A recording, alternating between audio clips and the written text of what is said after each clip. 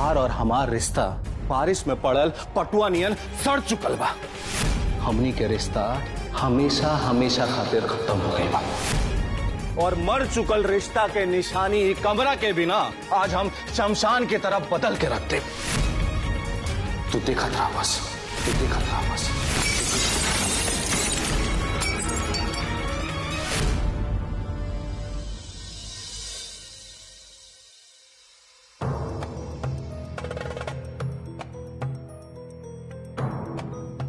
देख रहा बालू भौजी, प्रतिष्ठा के इमारत हम खड़ा कैले रहनी है ना, ओकर ईट ईट कैसे दोनों बहू मिलके बिखेर रहल वाली। दोनों जानी ना हमारा सामने खाली मुंह नहीं खोलने, बल्कि बेटा अपना बाप के सामने खड़ा हो करके भौजाई खातिर ताली बजा रहल बा।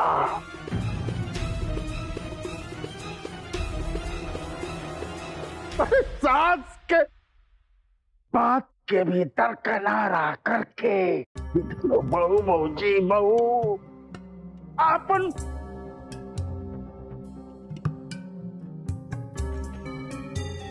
मन मर्जी करवा रहल बाड़ी। मन मर्जी अरे अब रहुए बताई ना। अरे अब बचल का बा, बचल का बा भौजी? ये जगह में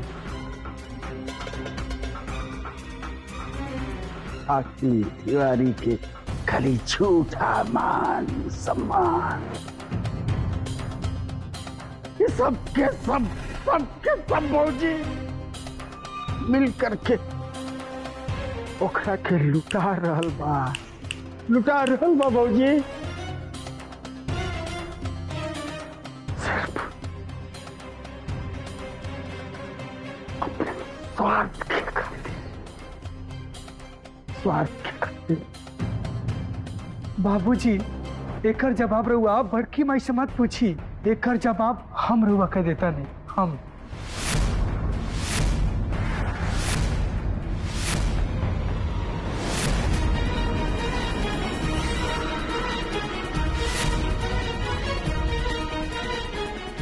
पूछा पूछा जौन सवाल पूछे के बतौरा के। अरे पूछा पीहू के मम्मी जी, बहुत तोहरा के सवाल जवाब करे के रहा ना, तो करा। पीहू के पापा, हमरा के तो हमारे हर सवाल के जवाब मिल गए। हम जौन कुछ भी रउआ से पूछल चाहत रहनी हनु, उस सबका जवाब हमरा के मिल गए। सवाल का जवाब मिल गई?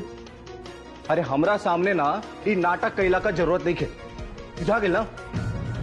अरे यही सवाल जवाब खातिर ना सबकर सामने अमरेंद्र तिवारी बोलने रहलू हा, और सबकर सामने हमार हाथ पकड़ के कमरा में लेके चलत रहलू हा, यही खातिर ना हमरा के खींच के लिए आवत रहलू हा। तो पूछा ना आप सवाल।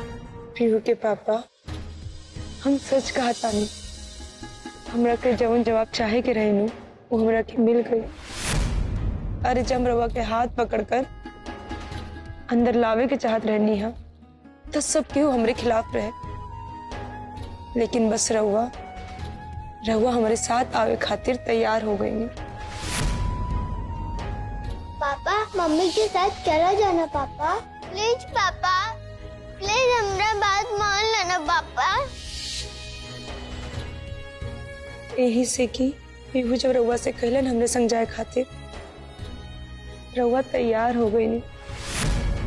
और एकर मतलब तो यही भइल कि जवन बेटी के रउआ इतना डटनी, इतना पीड़ा पहुंचैनी, ओकरा एक बार कहले पर रउआ हमरे संग आए खातिर तैयार हो गई। एकर मतलब ये भइल पीहू के पापा कि रउआ पीहू से कभी नफरत नहीं कर सकत।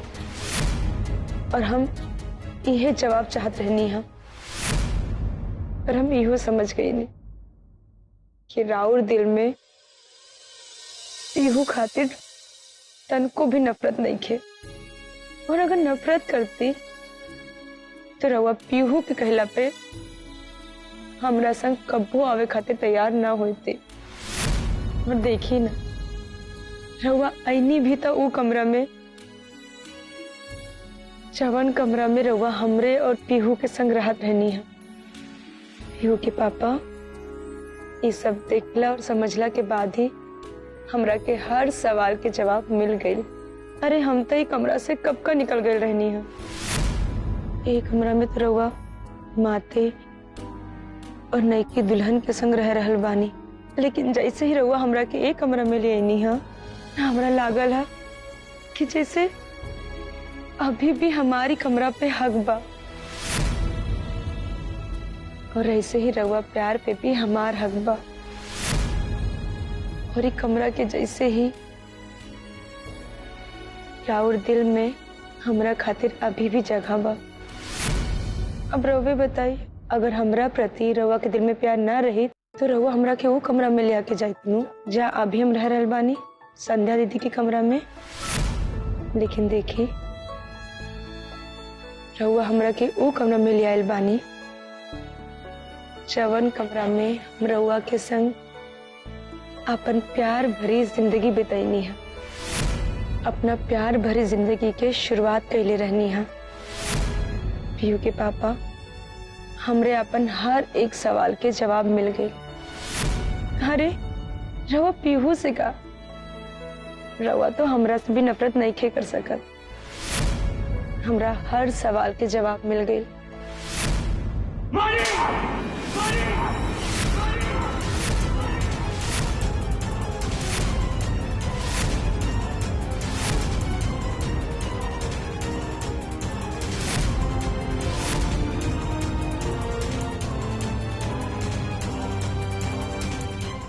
इतना बड़ी बात के सबूत कि रउआ हमरा से कितना नफरत करेला। जैसे कि अगर रउआ हमरा से नफरत ना करती नु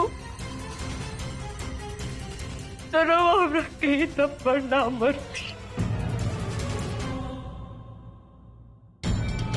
आखिर बताई ना ऐसा का रिश्ता बन राउत और आरती दीदी के बीच में। बोल दे लो, बहुत अच्छा कहलो कि तू हमरा के एजा लेके आ गईलू, ना तो कई गलती से अगर इस सवाल तू हो जब परिवार के लोग के सामने कर तू ना तो हम तो जान लेती जरा के राख कर देती, तरह के राख कोटी कोटी काट देती डाला के। अरे कम से कम ही घर के लोग के और पूरा गंगापुर पंचायत के ही पता तो चला कि हम तरह के कवन जुर्म के सजा दे बानी। और का कर सकी आरती दीदी के चरित्र पे दाग हटाए खातिर रुआ हमार खून पानी की तरह बहा सकीला, लेकिन खुद सुधर ना सकीला, खुद के सुधारे के सोच ना सकीला। कैसे कि राउर दिल तो आगे बढ़ा।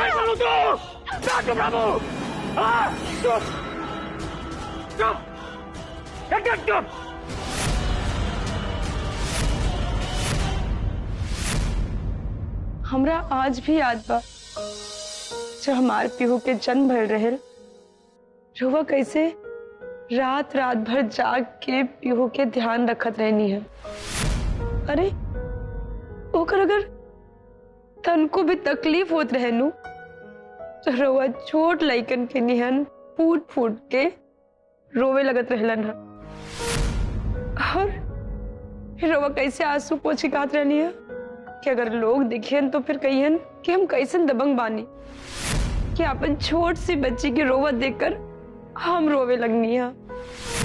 कबो कबो तो रउआ चाहे वो घर के लोग होके चाहे बाहर के लोग होके अगर पीहू के केहू मजाक में भी कुछ बोल देते रहलन तो रउआ कैसे आग की तरह एकदम भड़क जात रहनी है। आखिर हमरा ये समझ में नहीं आवत कि अपन बेटी से ये कदर प्यार करे वाला इंसान आज इतना कैसे बदल गई बा। पीहू के पापा, हमरा तो आज यही सोच सोच के रुवाई आवत बा कि ऐसे कैसे रवा इतना बदल गई नी। बताई ना हमरा के रवा के ऊपर केहू कौन नजर ना लगा देनी है ना। बाबूजी आज ही जवन घर के हालात भइल बा केहू बाहर वाला लोग के वजह से ना, सिर्फ और सिर्फ रउआ वजह से। बस हमें रउआ से सवाल पूछा था नहीं बाबूजी कि घर में इतना लोग बा, का कबो केहू रउआ के माई के साथे बैठ के 2-4 मिनट बात कर प्रेम से देखले बा का रउआ कबो माई से ये पूछले बनी 2-4 मिनट बैठ के कि तारा घर में सब कुछ ठीक चला तानू, सब कोई खुशी से भानू, केहू के कोनो तकलीफ तो नहीं खे। बाबूजी जब से हम होश संभल ले बनी बाबूजी, जब से हमार होश आइल बा तब से खाली हम यह देखले बनी बाबूजी कि रउआ के अंदर चिल्लात और बाहर चिल्ला कि तारा ऐसे कैसे हो गई, तारा ऐसे कैसे हो गई, हम हाकिम तिवारी हैं, हाकिम तिवारी, ऐसे ही कर देम, वो कर देम, वैसे कर देम, वैसे कर देम। कहा बाबूजी ये सब कहा रउआ कबो का परिवार समझ के एक बार परिवार के नाते परिवार से प्रेम से बात कैले बनी ना। तनाशाह जैसन बात कैले बन और ओकरे वजह से बाबूजी आज ऐसन दिन आ गइल बा कि रउआ तनाशाही से सब कोई के मन उब गइल बा, सब कोई के मन। और ओकरे दिन हा बाबूजी कि आज घर के ये हालात हो गइल बा। पीहू के पापा, रवा के अंदर इतना नफरत, इतना गुस्सा कहाँ से आ गइल बा? बोली ना कुछो। रवा पहले भी तो गुस्सा करत रहनी है नु, लेकिन ए तरी गुस्सा करत हम कबू न देखनी है कि पीहू के ऐसे सजा देवे लगनी जैसे अंदर से रवा के नफरत के कोनो गुब्बार फुटल होके। और अगर हम साच कहीं नु तो नई की दुल्हन से शादी से पहले रवा ऐसे ना रहनी है। अरे तो ऐसे शादी के बाद का हो गई जो रवा ऐसे व्यवहार करे लगनी है? हमरा तो कुछ समझ में नहीं आ रहा। अगर कोनो बात बा तो बताए हमरा कि कौन बात बा, तब हम अपन अंदर की कमी देखे की कोशिश करब। हम तो खुद रह के दुल्हन के अपन दिल के अंदर स्वीकार करनी है। बहन के जैसन प्यार देत बानी, ओहो हमरे के अपन बहन जैसे मानत तानी। और ऐसा भी नहीं कि हम दोनों बहन आपस में झगड़ा करत होके कि ओकर देख के रवा गुस्सा हो जाए। और माते और पीहू के बीच जवन कुछ भी हो रहा बा वो तो रवा के देखे के पड़ी नू, और रवा ही दोनों के बीच के पुल बने के पड़ी। अगर नई की दुल्हन पीहू के कुछ कह दिहन तो हो सकत बा कि हमरा के भी खराब लग जाओ, या फिर चाहे हम माते के कुछ कह दे तो इहो हो सकत बा कि नई की दुल्हन के बुरा लग जाओ। पुल बनने की जगह रवा तो पूरा पुल ही गिरा देनी। अरे पूछत बानी से काहे कहनी, बताए ना हमरा के काहे कहनी रवा ऐसा? अब देख रहल बानी बाबूजी कि इस सब के नतीजा का निकल रहल बा। ए रंजन, इते का बकवास करता रे? माई हमरा चुप रहला से हकीकत ना बदल जाए। बाबूजी सिर्फ और सिर्फ रवा डर के वजह से घर में कबो केहू के रिश्ता में प्यार और मजबूती आईबे ना कई। काहे कि बाबूजी ये परिवार के रवे धुरी है। रवा जेने घूमे नी रवा साथे साथे पूरा परिवार घूमेला। रवा अमर भैया से शादी करा के भौजी के तय घर में लेके आईनी, लेकिन आज तक बाबूजी आज तक उनकरा के बहू होके के अधिकार ना दिला पैनी। बाबूजी रवा कहा कहत रहे आरती भौजी से कि तू हमरा दोस्त के बेटी हो, तब बाबूजी रवा दोस्त के बेटी रही तो अब उनका संगे ऐसन भेदभाव कहाँ है बाबूजी? आखिर कहाँ है? और अमर भैया दोसर बियाह करके घर में लेके आ गई ले, वो हमें रउआ के मर्दांगी देखे लागल, लेकिन एगो लाचार औरत के ओकर लाचारी नहीं दिखत। माई आज हमरा के चुप होके के कह रहल बड़ी, जब भी परिवार में खुद के बहू के घर में इज्जत नहीं के मिला, तैयारती भौजी दूसरा के बहू बेटी के का इज्जत दिलवाई है। और हम का कही बाबूजी, और वह का सुनब। बाबूजी जब वो लड़की पिहू पर अत्याचार करे शुरू कैलक, रउआ ओकर चाल ना लौकल, रउआ ओकरा में अपन विधायकी के टिकट देखे लगनी, एमएलए बने के सपना, मंत्री बने के सपना देखे लगनी, बदला लेवे खातिर दूसरा के घर बुलडोजर से गिरवावे के सपना तक देखे लगनी। और पता ना लड़की रुआ के कहा का सपना देखले सरुआ देखे लगनी।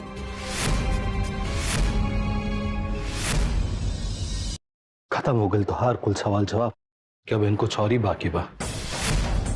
तो अब सुना अपन सवाल के जवाब हमारा मुंह से।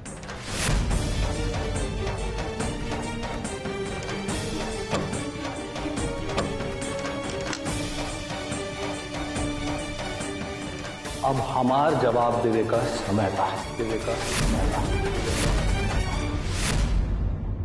बाबू जी वो आंख में आंसू।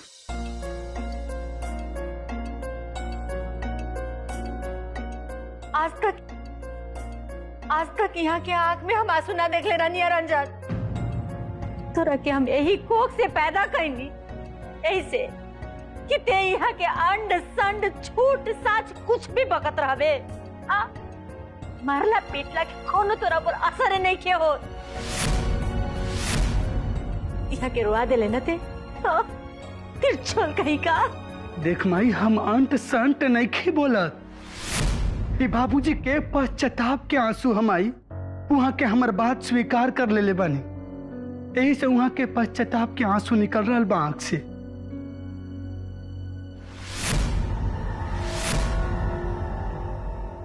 सच स्वीकार कैला के आंसू ना, अफसोस के आंसू बा, अफसोस के ये आंसू ये बात पे कि तारा जैसा नालायक के हम बाप हैं। ये आंसू ये पश्चाताप के तारा जैसा पिता के जन्मल हमारा के हाकिम तिवारी के औकात दिखावे के हिम्मत कर रहा बा। आंसू हो जज्बात के चार अक्षर पढ़ लिखल लइका आज हमरा ज्ञान और अज्ञान के पाठ पढ़ा रहल बा। या सुहा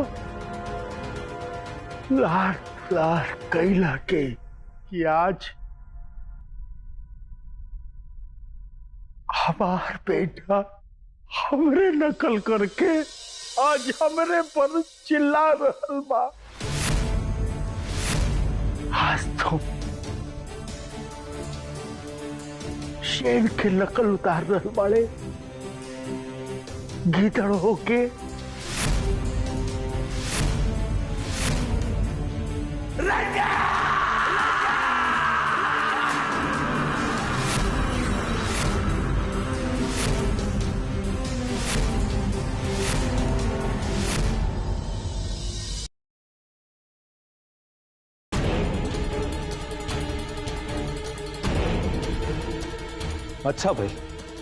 अच्छा भइल कि कमरा फिर से वैसे ही सजल बा जैसे हमार और तोहार रहल हा। अब कमरा में हर वो सामान फिर से लौट आइल बा जौन हमार और तोहार रहला। अभी कमरा हमार और तोहार रिश्ता के फिर से जिंदा कर देले बा। यही से अब तोहरा के जवाब देवे में भी बनी। तोहार और हमार रिश्ता बारिश में पड़ल पटुआ नियन सड़ चुकल बा। अब उ पटुआ के छिलका नियन ही बास मार रहल बा। और अब पटुआ के दाढ़ी लेखा भी ए रिश्ता में कुछ रह नहीं खे गई। और जैसे पटुआ के सड़ल दाढ़ी फिर से खेत में लगा के ओके हरा भरा नहीं खेकल जा सकत, वैसे ही ए रिश्ता के भी अब जिंदा ना कर सकेला क्यों। हमनी के रिश्ता हमेशा हमेशा खातिर खत्म हो गई बा, खत्म हो गई बा। और मर चुकल रिश्ता के निशानी कमरा के बिना आज हम शमशान की तरफ बदल के रखते। तू देखत रहा बस, तू देखत रहा बस।